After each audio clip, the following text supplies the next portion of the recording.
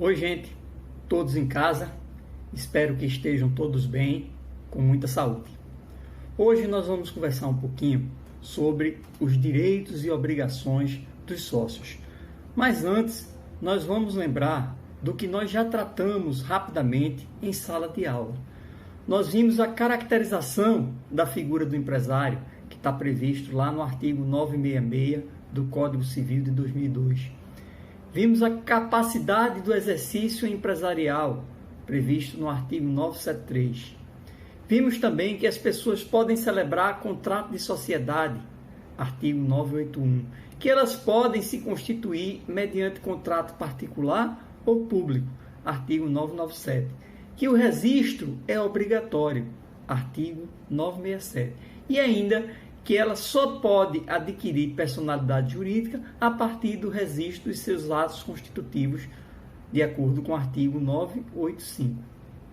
Pois bem, agora, uma vez constituída essa sociedade, a gente vai tratar dos direitos e obrigações dos sócios. E eu já começo fazendo uma pergunta para vocês. Quais são os principais direitos dos sócios? A primeira coisa que a gente precisa saber é que quando uma pessoa integra uma sociedade empresarial, ela espera que aquele objeto ele seja realizado, ou seja, que a empresa se preste para aquilo que efetivamente ela foi pensada e criada. Bom, se uma pessoa se reúne com outra para realizar essa sociedade empresarial, é porque, logicamente, ela não fez por obrigação. Ela tem a intenção de poder participar de uma sociedade e, com isso, poder participar da administração ou, no mínimo, do dia a dia dela, tendo acesso às informações, tendo acesso às atividades mais relevantes do seu dia a dia. Essa pessoa que integra o quadro social, ela espera também poder participar do resultado financeiro. Isso está previsto lá no artigo 1007.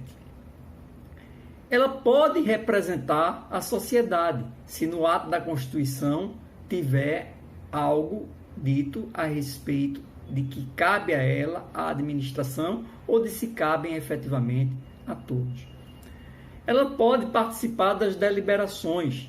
Isso está previsto lá no artigo 1010. Ela pode fiscalizar ou até mesmo gerenciar os seus destinos, direito de retirada ou de recesso. Isso está previsto lá no artigo 1077. E, de preferência, na aquisição das cotas dos demais.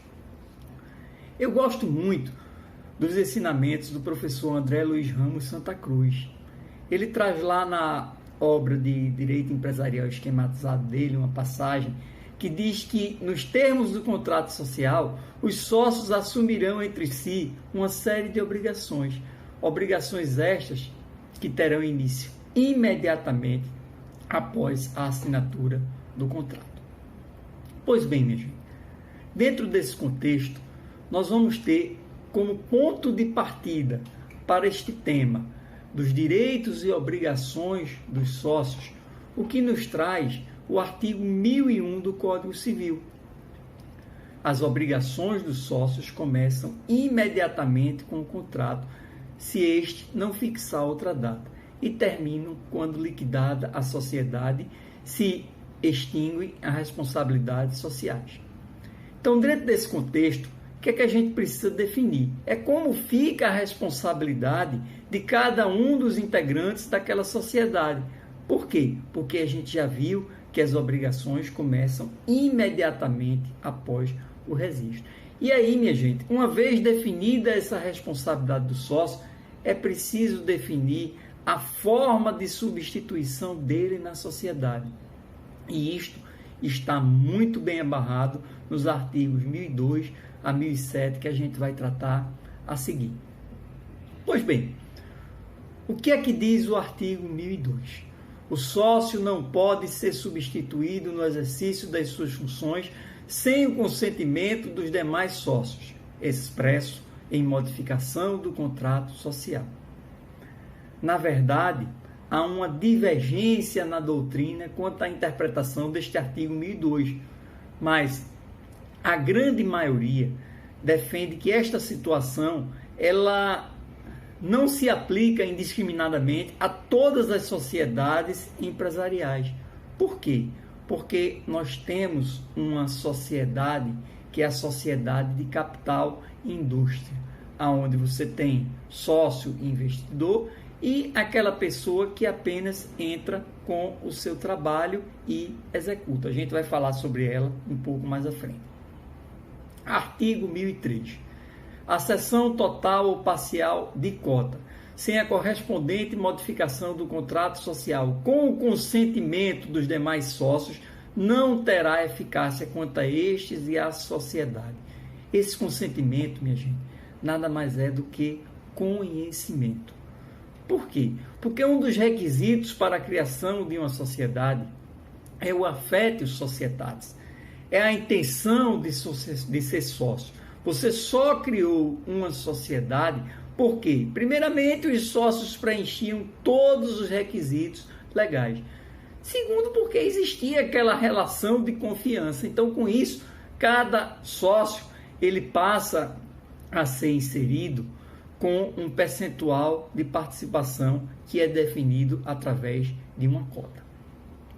Nesse sentido, é importante registrar que uma sociedade empresarial, ao participar dela, eu não posso simplesmente ceder as minhas cotas para uma terceira pessoa. Eu não posso abrir a porta e sair procurando, sair anunciando para um estranho, ou até mesmo fazer o que nós chamamos de contrato de gaveta, um instrumento particular. Por quê? Porque o artigo 1003, ele deixou bem claro que é preciso o consentimento, o conhecimento dos demais sócios. Em seguida vem o parágrafo único, que traz uma proteção. Uma proteção para quê? Uma proteção para a sociedade de uma maneira geral. Por quê? Porque até depois de 2 anos de averbada modificação do contrato, mesmo que eu saia da sociedade enquanto cedente, eu sou solidariamente obrigado com o cessionário perante a sociedade e perante terceiros pelas obrigações que tinha assumido. Isso existe para quê, minha gente? Para evitar possíveis fraudes. Com isso, o que é que acontece?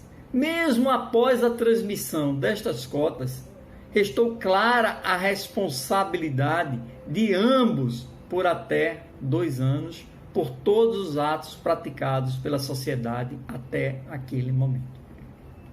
E aí, eu preciso chamar a atenção de vocês que essa responsabilidade de 2 anos, ela é apenas a nível de Código Civil. Por quê? Porque eu saliento que na esfera trabalhista e tributária, essa responsabilidade é de 5 anos. E aí, neste mesmo sentido, nós temos o artigo 1032, que diz: a retirada, exclusão ou morte do sócio não o exime ou a seus herdeiros da responsabilidade pelas obrigações sociais anteriormente assumidas até 2 anos após a averbada resolução da sociedade, nem nos 2 primeiros casos, pelos posteriores e em igual prazo enquanto não se requerer a averbação. Então, minha gente, pergunto novamente: quais são as obrigações dos sócios? São muitas. Nós sabemos que o Brasil é o país das leis, é o país das obrigações. E, apesar de todas elas não estarem explicitamente anotadas, em linhas gerais, eu posso dizer para vocês que as obrigações dos sócios elas estão contidas entre os artigos 1003 a 1007 do Código Civil de 2002. Seguindo o nosso assunto, o que diz o artigo 1004? Os sócios são obrigados, na forma e prazo previsto, às contribuições estabelecidas no contrato social. E aquele que deixar de fazê-lo nos 30 dias seguintes ao da notificação pela sociedade, responderá perante esta pelos danos emergentes da mora. Minha gente, qual foi a primeira pergunta que eu fiz? Quais as obrigações dos sócios? A primeira obrigação do sócio é a integralização da cota. Honrar com que aquilo que efetivamente se comprometeu.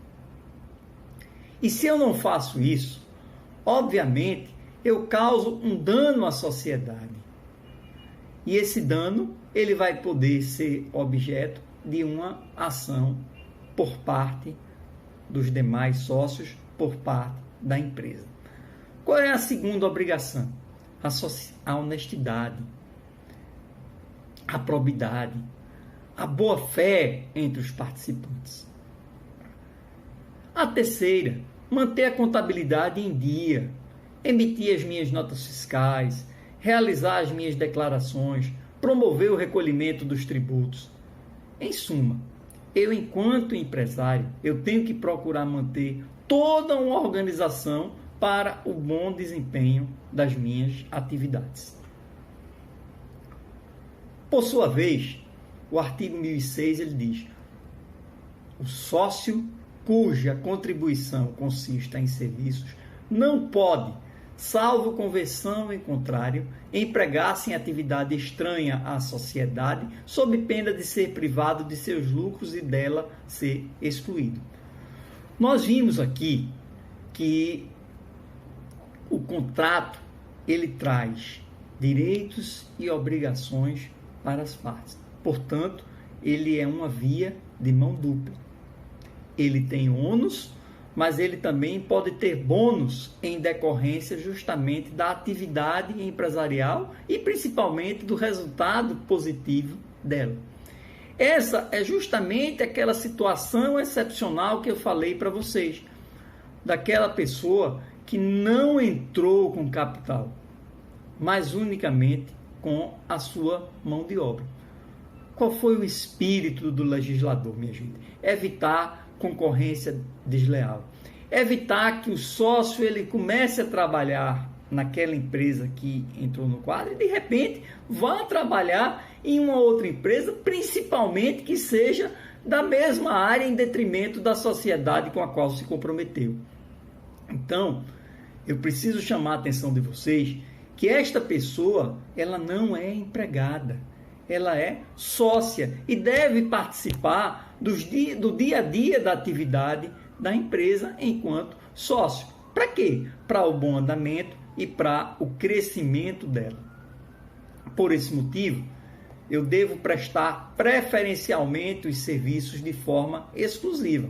Agora, logicamente, se não houver prejuízos para a empresa, eu posso empregar em uma outra empresa, desde que haja o consentimento, haja o conhecimento dos demais sócios.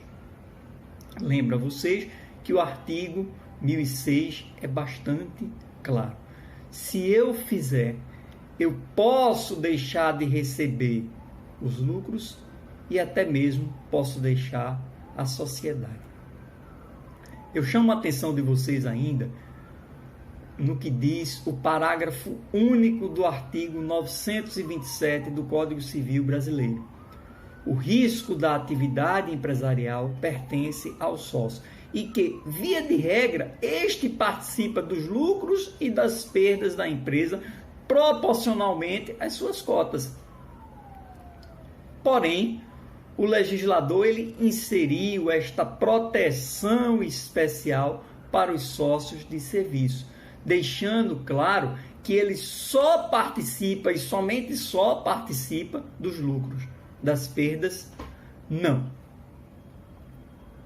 Lembra vocês que o artigo 981 traz que celebram contrato de sociedade as pessoas no plural, que se obrigam reciprocamente a contribuir com bens ou serviços para o exercício da atividade econômica.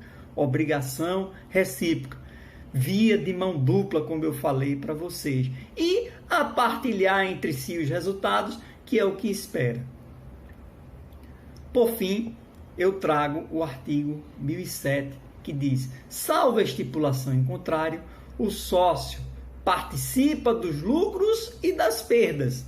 É a via de mão dupla que eu falei para vocês na proporção das respectivas cotas. E aí vem a ressalva importantíssima. Aquele cuja contribuição consiste em serviços somente participa dos lucros na proporção da média do valor de suas contas. Com isso, aquele sócio que ingressa com a sua força de trabalho, minha gente, ele tem um tratamento diferenciado. Por quê? Porque ele não ingressou pelo capital, mas sim porque o seu trabalho era importante, era relevante para a atividade da empresa. Com isso, nós finalizamos a nossa aula de hoje. Eu espero que vocês tenham gostado. Se gostaram, deixem lá o seu like, o joinha, não é? E se inscrevam no meu canal. Para quê? Para que sempre recebam as notificações de novidades, as quais eu sempre vou procurar estar postando. Fiquem com Deus. Um forte abraço para todos.